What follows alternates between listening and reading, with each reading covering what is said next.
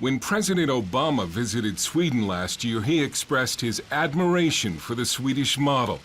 And that should make Americans nervous, because a United Nations report says Sweden will be a third world nation in about 15 years, below Libya and Bulgaria.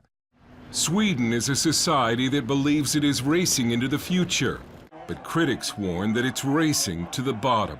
Welcome to Utopia, also known as Sweden. Sweden has been a laboratory of social experiments. Swedish leaders believe they're building the perfect society. And Sweden has been compared to a couple of nations which also tried to build perfect societies, North Korea and the Soviet Union. If you don't like how Utopia is being built here, you won't be shot like in North Korea, but your life could become very unpleasant very quickly. Hallå, hallå. Jimmy Fredriksson from Expressen. Jimmy Fredriksson? Jaha du. This is a journalist from one of Sweden's leading tabloids confronting a Swede at his home. The man, a professor, made what he thought were anonymous negative comments on a website about immigrant problems in Sweden. But left-wing hackers helped the newspaper track him down and others like him, so that they could be exposed before the whole nation as racist. This man, a manager, was fired because of it. Sweden's leftist establishment and media believe a cornerstone of their perfect society is multiculturalism, large-scale immigration from some of the poorest, most backward nations on Earth. And Swedes who disagree with that plan risk being labeled racist, fascist, even Nazi. The rules of the game in Sweden is to avoid being hostile to immigration. It's the most important point to prove that you're friendly towards foreigners, you're friendly towards immigration. Danish journalist Mikael Jalving is author of the book Absolute Sweden. It's all about whether or not you can be said to be hostile to immigration. Once that is proven, you're out of the game. It doesn't matter if Sweden's immigration model is failing miserably, if test scores in Swedish schools are plummeting, or if crime in some areas has skyrocketed. Immigrants burned the Stockholm suburb of Husby for over a week last year. Many Jews now live in fear of attacks by Muslim immigrants and are leaving. This former journalist for Swedish radio left last year and returned to her native Somalia. She told Swedish television that Mogadishu was safer than the immigrant suburbs in Stockholm. And forget about an American-style melting pot in which immigrants will someday learn to become Swedish. That's a racist idea, too.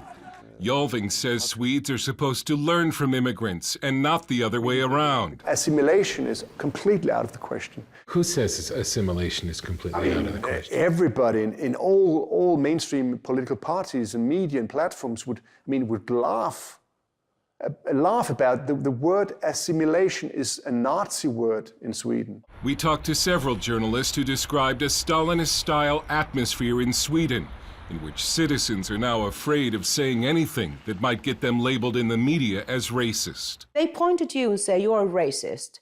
Then you will have no career, no job, you might lose your family. Swedish journalist Ingrid Carlqvist and Danish journalist Lars Hedegaard run the online newspaper Dispatch International, which covers issues like immigration that the mainstream media in Sweden ignores. But Carlqvist says their plan for a traditional newspaper failed because Swedes were too scared to have the paper delivered to their homes. Because what if the mailman saw that you had this newspaper? What if your neighbor saw it?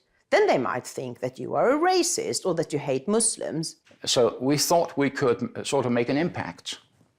We still think we can, but it's tough going. Dispatch International now hangs on through donations. Sweden has become a nation where some viewpoints are simply too risky to even read. What wise Swedish parents do nowadays is to advise their kids not to interfere in the public discussion, not to express so-called radical ideas about this or that. Because why? Why do they advise them? Because they're afraid.